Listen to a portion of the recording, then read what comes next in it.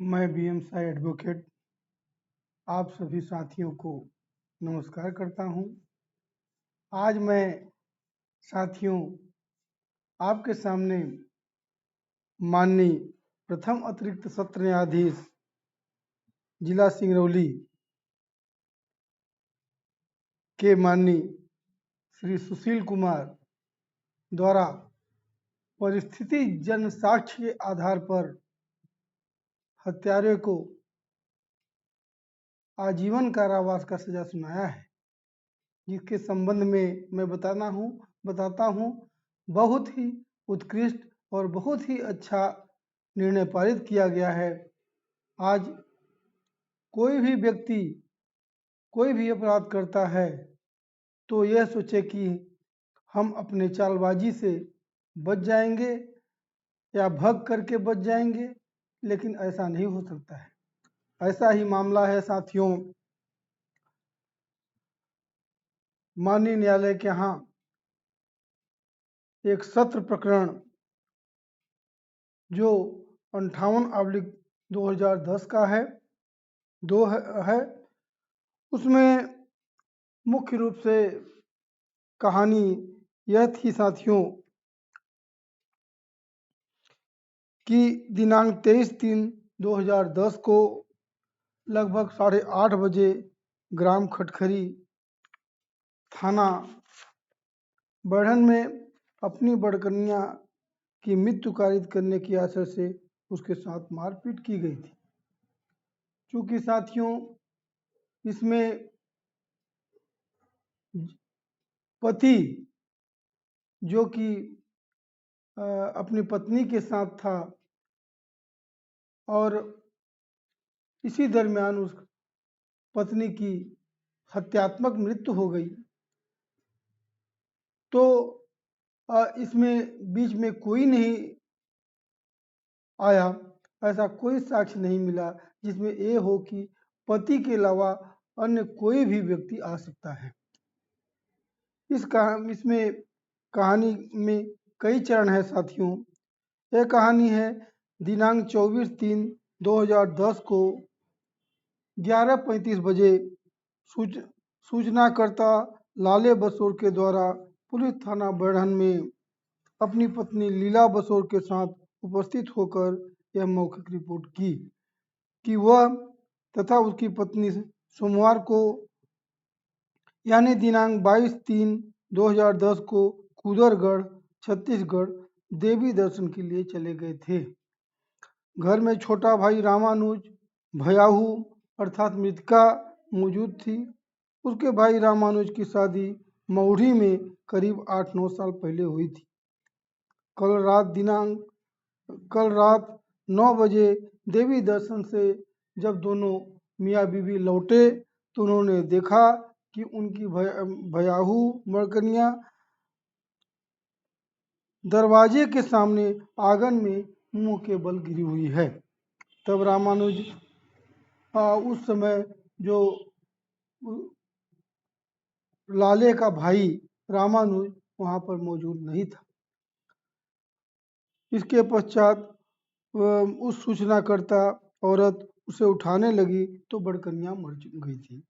गांव भर में सबको बताया। रात भर भाई अनुज रामानुज की तलाश किया तो खटखरी मंदिर में मिला। साथियों ये बहुत विचारणीय है कि जब ये लोग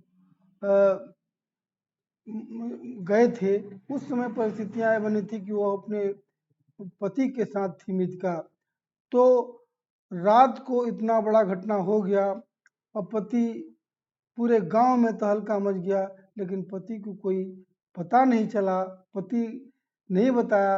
ये परिस्थितियां बोलती हैं कि ऐसा क्यों है कि भयाहू बड़कन्या कैसे मरी यह नहीं जानते। जब उससे माने पूछा गया, रामानुज से लाले ने पूछा तो उसने बताया कि मैं नहीं जानता हूं कि वह कैसी मरी है। इसके पश्चात साथियों इसी आधार पर थाना बढ़न द्वारा मर्ग क्रमांक 23/10 कायम किया गया उसकी विवेचना की गई। विवेचना करने पर जब रामानुज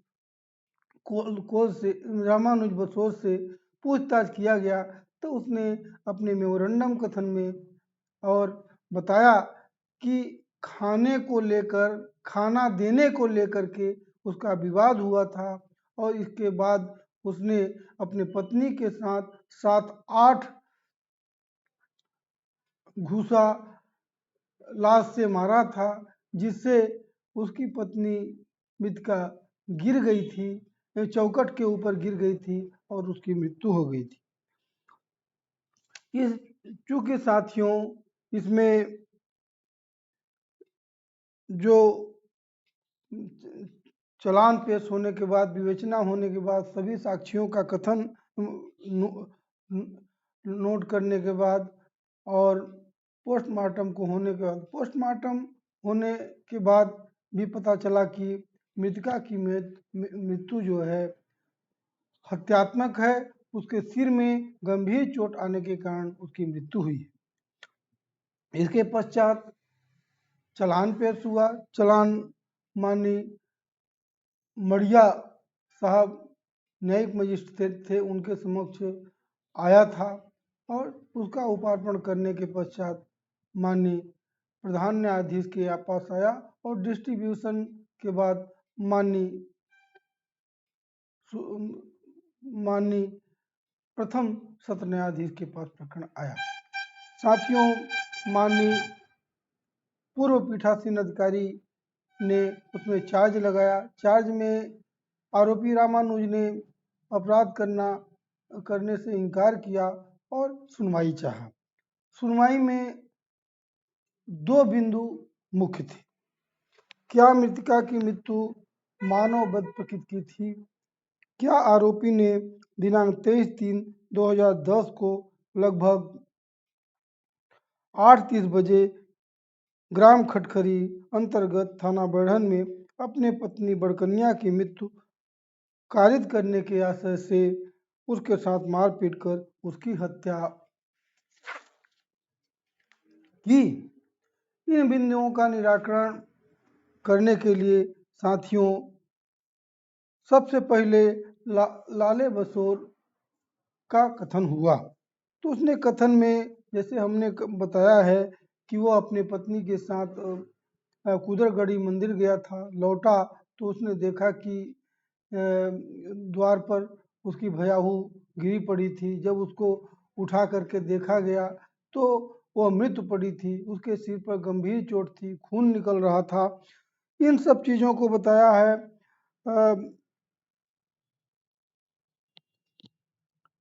यह भी बताया है कि उस समय उसका भाई आरोपी रामानुज बसोर मौजूद नहीं था, वो मंदिर में खटखरी गया था कीर्तन के लिए।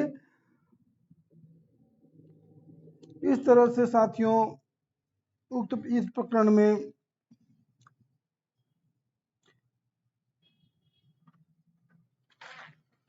डॉक्टर का भी कथन हुआ। डॉक्टर जो है बिमला खेस ने उसका पूरा विवरण दिया है। उन्होंने कहा है कि ये मृतिका की मृत्यु जो है किसी सख्त हथियार पर सख्त और भोथरे हथियार पर गिरने से या किसी तरह से लग सकती है, लगी हुई प्रतीत होती है, जिससे सिर में गंभीर चोट है, उसी से उसकी मृत्यु उसी सदमे से हुई है। साथियों अब इसमें डिफेंस के लॉयर ने पूछा था कि ऐसी चोट कोई यदि व्यक्ति सख्त आधार पर गिर जाए तो सिर के बल गिर जाए तो ऐसा आ सकती है। तो डॉक्टर ने बताया था कि हाँ, सिर के बगल तरफ अगर कोई सख्त चीज पर गिरे तो उसकी मृत्यु ऐसी हो सकती है। लेकिन साथियों ऐसा कोई साक्ष्य नहीं है कि किस ऊंचे जगह से वह कूदी है, कि क्या किस ऊंचे जगह से वो गिरी है, कि वो सिर के तरफ गिरी है और उसकी मृत्यु हुई है, ऐसा साक्ष्य डिफेंस देने में अक्षम रहा है। जब सिर के तरफ गिरने की बात केवल यह कह देने मात्र से कि सिर के बल गिरने से आ सकती है, तो सिर के बल गिरी है ऐसा भी साक्ष्य देना चाहिए। कुछ डिफेंस ने एक आध साक्ष्य लिया है कि उसको मिर्गी आती थी और बेहोश हो जाती थी, उसी के कारण वह गिरी है और उसकी मृत्यु हो गई है। लेकिन साथियों, इसमें दो साक्ष्यों का मुख्य रूप से बयान मायने रखता है। पहला, ये साक्षी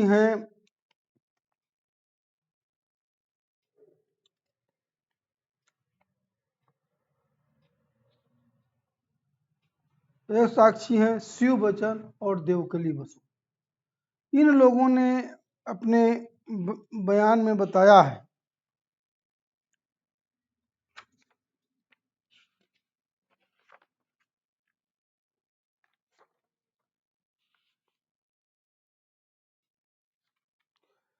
इसमें साथियों, इन लोगों ने बताया है कि मृतिका बताया है कि घटना दिनांक को आरोपी घर के मंदिर में कीर्तन करने गया था, तो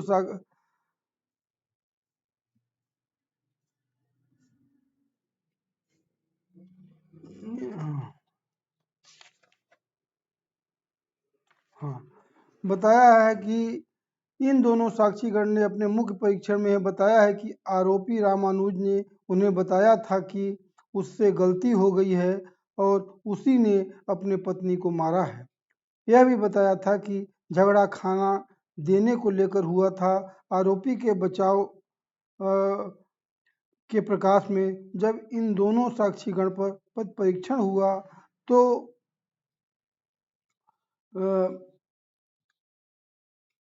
संपूर्णता से यह देखा जाए तो साक्षी शिव बच्चन को सुझाव दिया गया कि घटना दिनांक की रात को आरोपी पास के मंदिर में कीर्तन करने गया था, तो साक्षी ने अज्ञानता जाहिर किया था। इसलिए साथियों, यह कहना कि घटना के समय आरोपी मौजूद नहीं था, इस चीज को साक्षी शिव बच्चन ने स्पष्ट रूप से बताया है कि मैं नहीं जानता, मैं वहीं का हूं, लेकिन मैं नहीं जानता कि वह घटना के समय रामानुज कीर्तन गाने गया था। इसी प्रकार से यह साक्षी जो देवकली है, इसने भी बताया है कि घटना दिनांक को आरोपी घर के पास मंदिर में कीर्तन आदि करने गया था, तो साक्षी ने पद परीक्षण के पद क्रमांक 5 में इस बिंदु पर अज्ञानता जाहिर किया। इस साक्षी ने भी अज्ञानता जाहिर किया है। एक साक्षी को बचाव पक्ष की ओर से सुझाव भी दे गया कि मृतिका बड़कनिया को घटना के पहले चक्कर आते थे, तो इस बिंदु पर भी साक्षी ने अज्ञानता जाहिर किया।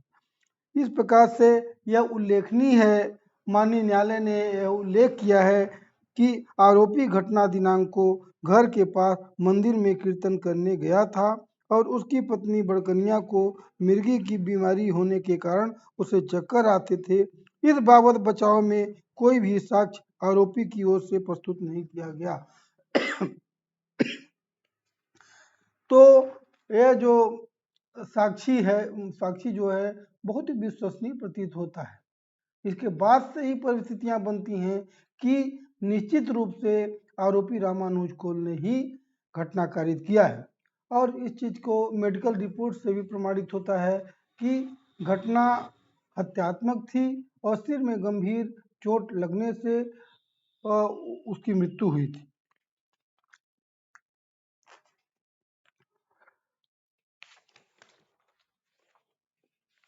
साथियों, माननीय विद्वान न्यायाधीश ने पारिस्थितिक जन साक्ष्य के बारे में बहुत ही अच्छा विश्लेषण दिया है, जिस पर कि हम अधिवक्ता गणों को सबको विचार करना चाहिए।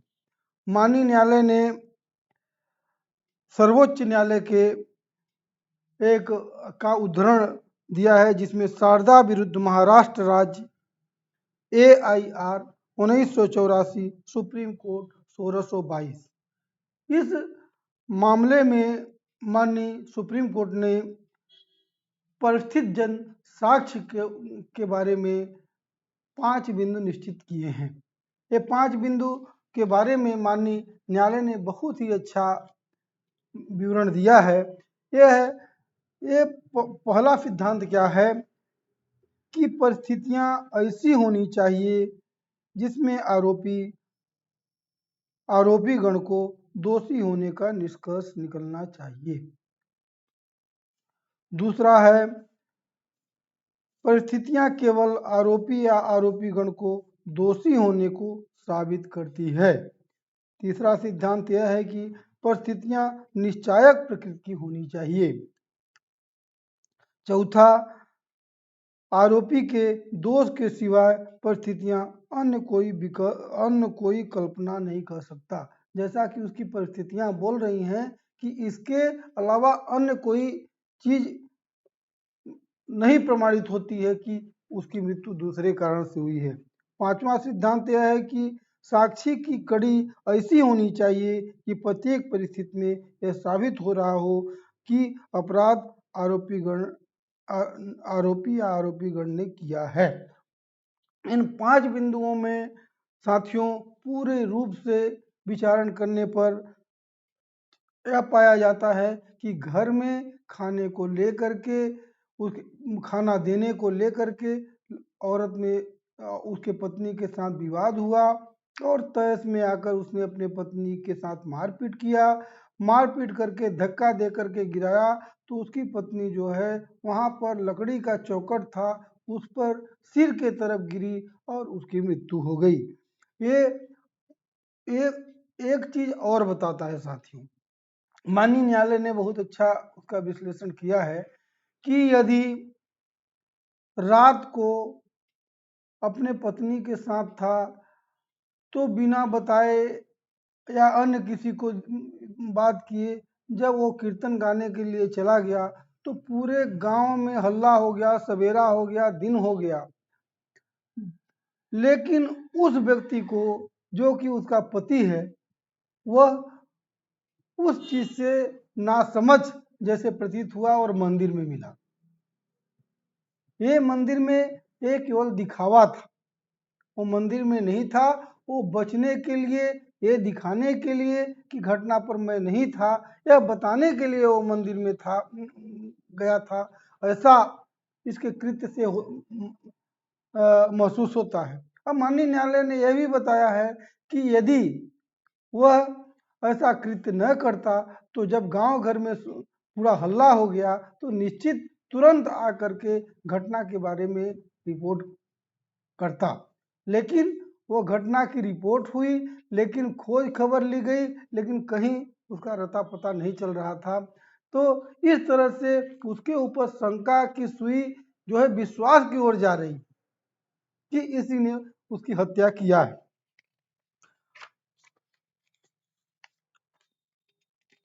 इस तरह से साथियों माननीय न्यायालय ने पुनः पूरा इसका विचारण किया और परिस्थित जन साक्ष्य के आधार पर इन्होंने निम्न न्याय दृष्टांतों का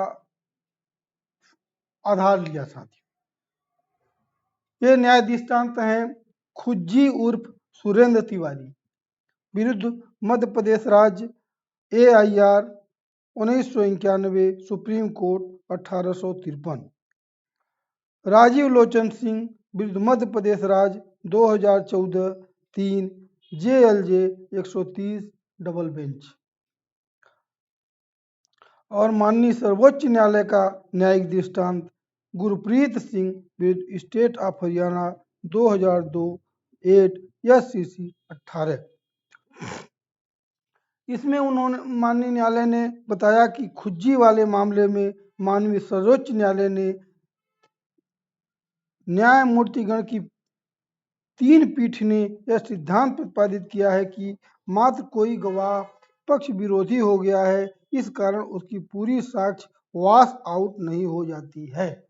ऐसा बताया है कि अगर कोई घटना हुई है, साक्षी होस्टाइल हो जाते हैं, लेकिन जितना होस्टाइल होते हैं वो तो अलग बात है, लेकिन जितना विश्वसनीय चीज होता है वो माना जाता है। जैसे भारत में दूसरे देश में एक बात झूठ तो सब बात झूठ, लेकिन ऐसा भारत में नहीं है। जितनी बात सत्य होगी वो सत्य के रूप में ली जाएगी, जितनी झूठ होगी उसको उसको झूठ के रूप में माना जाएगा।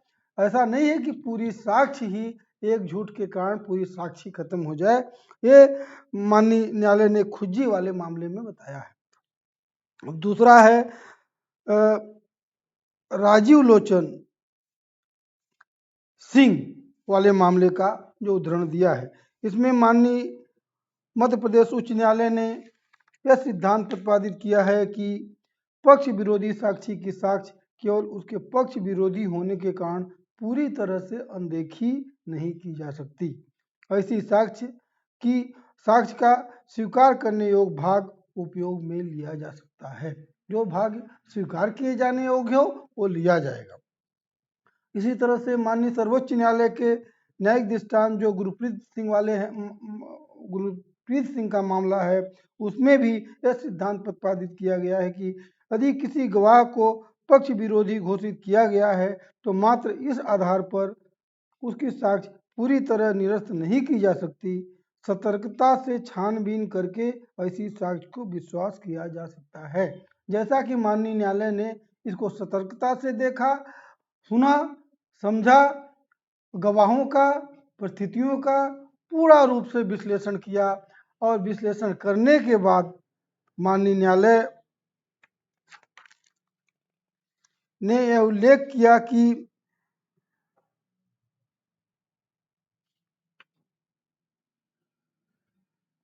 कि आरोपी घटना दिनांक को घर के पास मंदिर में कीर्तन करने गया था। उसकी पत्नी बड़कन्या को मिर्गी की बीमारी होने के कारण उसे चक्कर आते थे।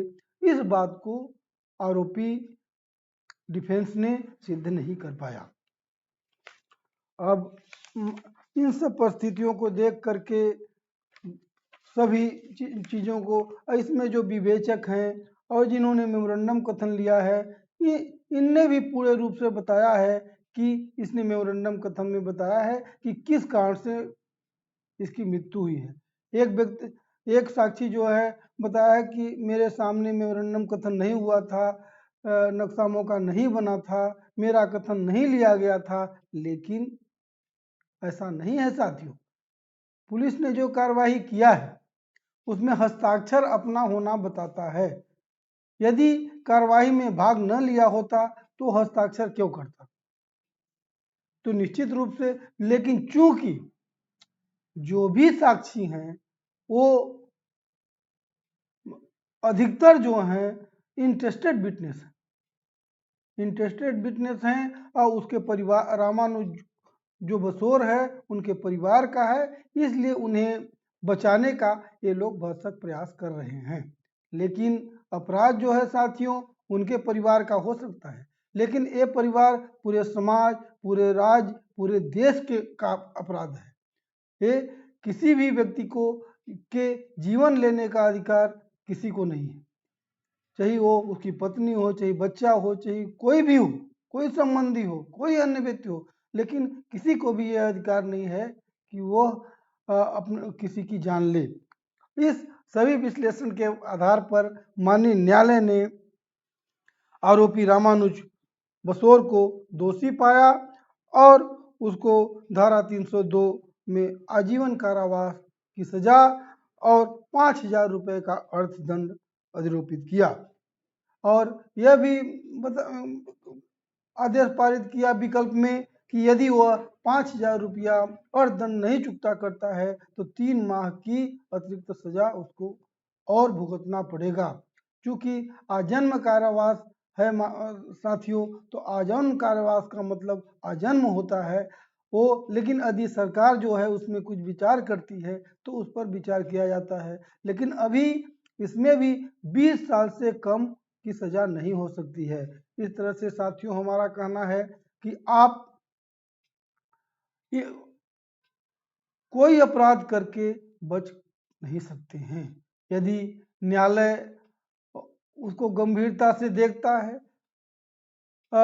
तीक्ष्ण बुद्धि से देखता है, जांच करता है, तो निश्चित रूप से अपराधी पकड़ा जाएगा, अपराध से बच नहीं सकता है। इसलिए साथियों, हम आपको सावधान करते हैं कि पूरे देश, पूरे अपने गांव में, घर में सबको सजग कर दीजिए कि तुनक मिजाजी में, थोड़ा रोष में आकर के ऐसी गंभीर घटना कारित न करें जिससे जिससे उसका पूरा परिवार परेशान हो जाए। और इसी के साथ साथियों, मैं BM शाह एडवोकेट, माननीय AGP श्री संतोष पाठक जी ने जो इसमें पैरवी किया है और उन्होंने पैरवी करके अभियोजन को सफलता दिलाया है, ये भी धन्यवाद के पात्र हैं। और मैं सभी डिफेंस लॉयर को भी इसका बहुत बड़ा श्रेय देता हूँ। उन्होंने प्रयास किया, लेकिन कानून